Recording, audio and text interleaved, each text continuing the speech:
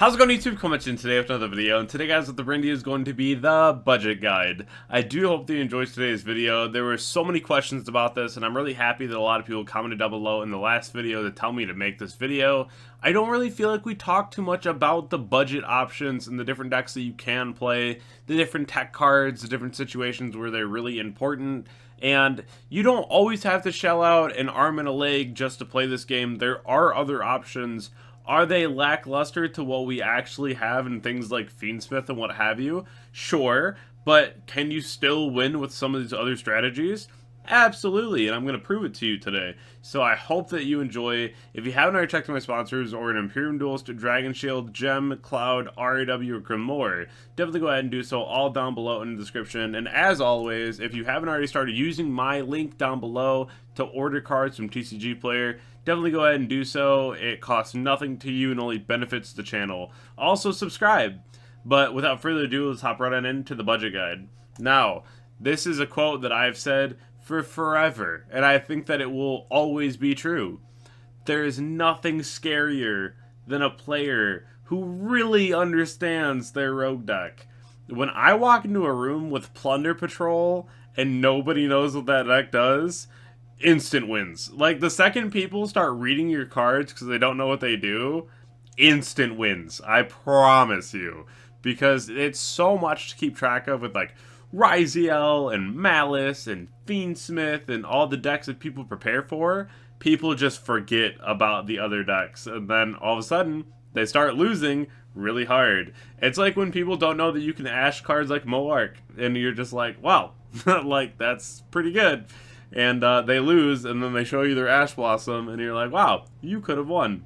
And that's the advantage of playing some of these really rogue decks, is that you can get away with these things. Now let's talk staples, because this is probably the most important thing to talk about. Now, when it comes to anything under $10, it's going to be on the left here. There are two cards in particular that I really think that you should own, whether you're on a budget or not. And that's going to end up being like the money cards that you have in your deck. And that's going to be 3 copies of Talent, and then the card that I think is the best in the format, and that's going to be Ty-phon. Ty-phon just answers a lot of very awkward scenarios, especially against Riziel. This is like the best card for Riziel against Riziel. So I really do recommend that you get a Ty-phon. They are relatively accessible. Same with Talent. There's a couple different products that you can get to where you can potentially open these. But Talent and the Ty-phon aside, you have Lancia to answer Malice, you have Nib to answer every deck right now, which is amazing. Nibiru is one of the best cards possible right now, and it's relatively cheap. You have Bell, which answers a lot of the matchups right now, especially Fiendsmith. Same with Imperm and Lightning Storm. Both of them are very solid, especially with Imperm. You'll hit the duo drive, or you'll hold it for your turn for the detonator. Then you have to play through like the plugin, bring back the detonator. But that's why you have cards like Book of Eclipse and Ultimate Slayer to either get rid of the detonator or make your opponent pop it, so you only have to deal with 1 copy when they use the plugin to get it back.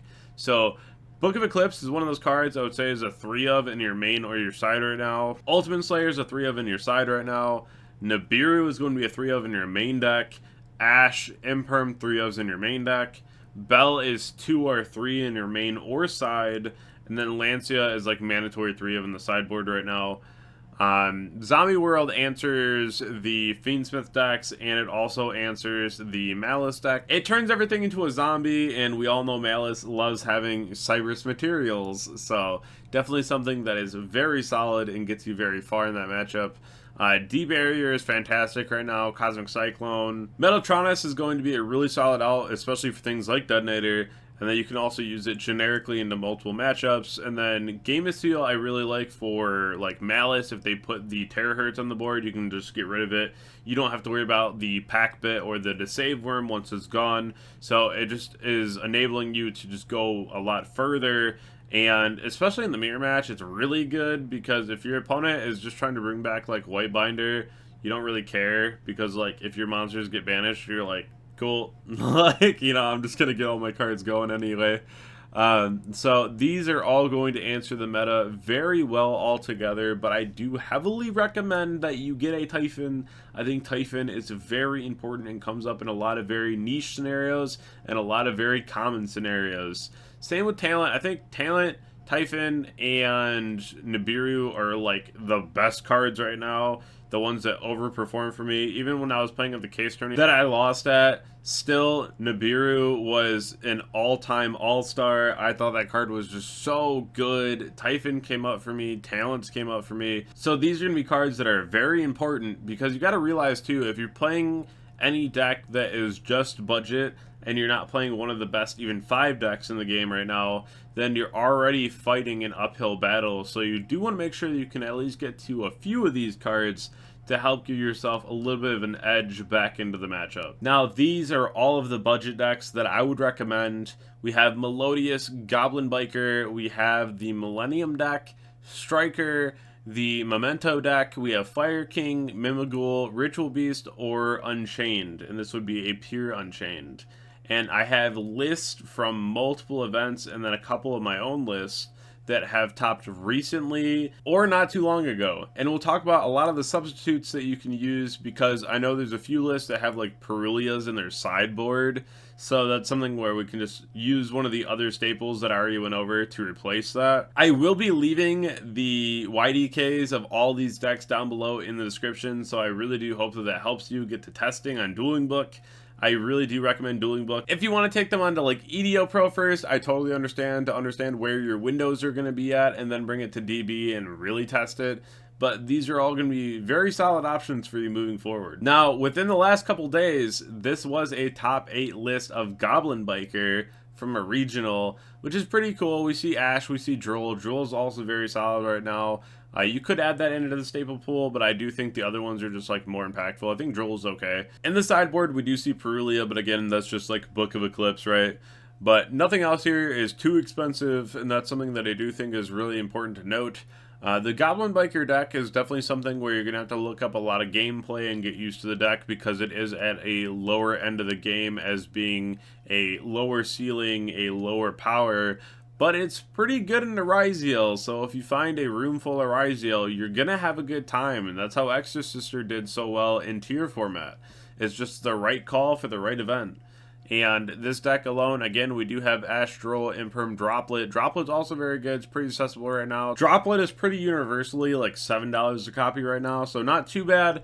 But we do see the Ty-phon in the extra deck as well. That card is just so goated, and you want to make sure that you have it. The next one up here is going to be Melodious. I keep talking about this. I think this deck is very good, and this is one that you can do very well with. You have Orange Light, Nibiru, Veiler, Ash, Imperium, and then you have the Talents in the main deck.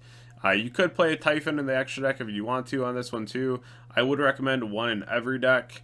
The sideboard would be a little different now. Instead of a Threatening Roar, it would be a D-Barrier, because you want to make sure that you are hitting decks like Ryziel. So things can change up a little bit as you move forward, but this is another deck that I think has a lot of room for non-engine and can do you very well in a tournament setting. Y'all know I had to put Striker in this, and this is a blind second Striker list. I think this is fantastic.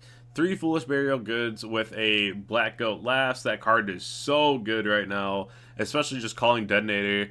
Having the Metal Foes Fusion, a lot of the breakers, even Thrust right now are like $7 a copy. They're not bad. You have the Ultimate Slayers in the side deck, the Ty-phon in the extra deck. This is your ideal budget deck. This is something that can go into a room and absolutely decimate matchups, going second, breaking a board. But again, these are the decks that you have to play perfectly, because if you don't, you're going to get punished. So make sure that if you are planning on playing a deck like Striker, you're putting in the time. You are grinding to figure out how the deck works. That is going to be the most important. This weekend, Fire King got a regional top. And this is without OSS and without Kieran. It's kind of crazy to think about, but it worked. It worked. It got a regional top. And so now we see 3 Ulcanix, 2 Ponix, one of the Garunix and one of the old Garunix with an Arvada. Definitely a very interesting list. This is something where you see cards like Evenly popping up again, which are pretty solid. I know that it can be a little rough against Malice when they have to save Worm. If you can bait it, great. If you can't, then it's fine. But even the Silo Hat Rabbit only being like $15, that's a card where you don't even have to run that. You can always cut that for something different. I really do like that this deck is still a thing, because I really do like the Fire King cards in general. Honestly, I really do. And then you have 3, 6, 9, 12 hand traps in this as well. So definitely a good mix of the two. A lot of cash tier cards. The cash tier cards did go up a bit, so you have the Fenrir's that are like, I think 15s, and the unicorns are also 15s. So maybe you slim down on the cash tiers a little bit, right? And then you play like other tech cards that you saw in the staple list, just to make sure that you can get a little bit more budget. Even if you cut unicorn down to like 1, you could get away with that too. The 1 birth, the 1 unicorn, 3 Fenrir, and then maybe you play like 2 Bell or something, right? Also, Nibiru is nowhere in this list, so I'd probably try to find room for Nibiru because I love that card, and I probably wouldn't play like the Mourner, right? So that's something just to keep in mind. As for Millennium, this deck is super cheap, and this is something that will do fairly well. It is a shifter deck. The Blue Eyes Search card is like $8 a copy. It's not super bad. The other ones in here, like the Millennium Monsters, are now like $2 to $5, so they dropped a lot.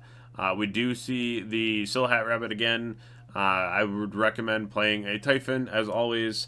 Very good card, but pretty recently, we did see this one do fairly well at the remote YCS. So this is something that you do want to be on the lookout for. This is a very fun deck, very nostalgic as well, so I hope that you enjoy this one and that you're able to get some good use out of it. Memento, this is a deck that just keeps popping up, and no, you don't need the Fiendsmith engine. Would it be better? Probably. Do you need it? Absolutely not.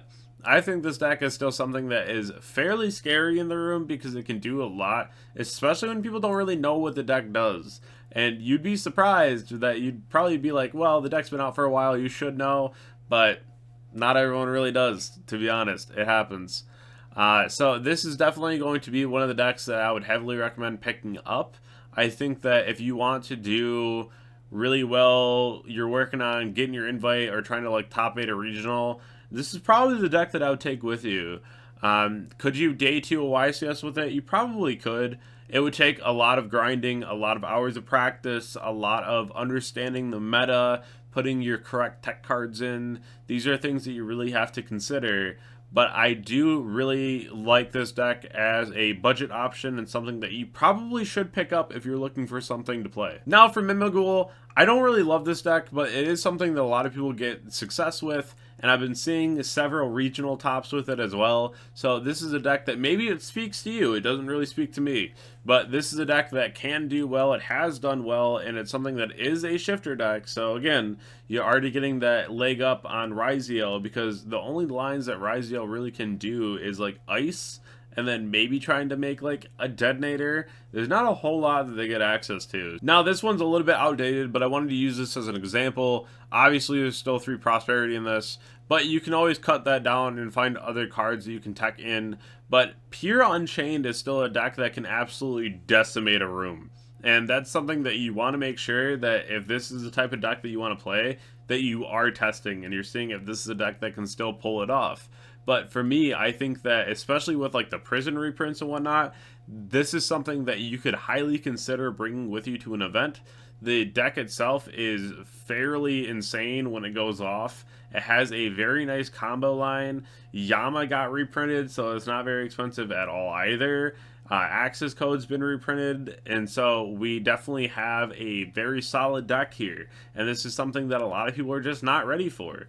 Obviously, you lose pretty hard to things like Fuwa, but I mean, as long as you have like your Call By, your Ashes, and a half-board game plan, I think you'll be alright. This deck is very solid. I like it a lot still, and I think that it can perform fairly well. Last but not least, Ritual Beast. Yeah, you're going to have a really hard time with Mulcharmies, but you also have Shifter, you have your Book of Eclipse, you have a ton of non-engine, and Protoss, you know. Just the silly little guy. So definitely something that will come up for you. It does get collaterally hit because Lancia's on everyone's side. So that's tough. But that's where you have to make sure that you have a game plan for that, whether it be cross out or whether it be having enough hand traps to sustain your board and really being able to push through. But I do hope that you enjoyed today's video, because there's a lot of different decks that you can play and a lot of different tech options, and there's probably even more past what I showed you. So don't be discouraged just because you can't afford the bright shiny deck that's $1,000. there's still other ways to play the game, which is absolutely fantastic. And I know I'm putting it down, but even tier limit's pretty cheap at the moment too. I know like the Horus cards are probably like 18, 19 per Imseti, but like past that, the rest of the deck is like pennies. So that's something that you can also consider. I do always believe in the power of giving back to the community, and especially with my card drive, and then trying to just get the cards in the hands of the players who need them. I also like doing things like a budget guide, because it's allowing you to understand that there are more than one way that you can play the game, and it doesn't have to just be Ryziel, right? It doesn't have to just be Malice. There's a lot of other things that you can do to be successful, and remember, there's nothing scarier in a room than a rogue player who knows their deck, because that gets terrifying. But subscribe to the channel if you haven't already, follow the Twitter, follow the Twitch, join the Discord, follow the Instagram, and I'll catch you all in the next video. Thank you.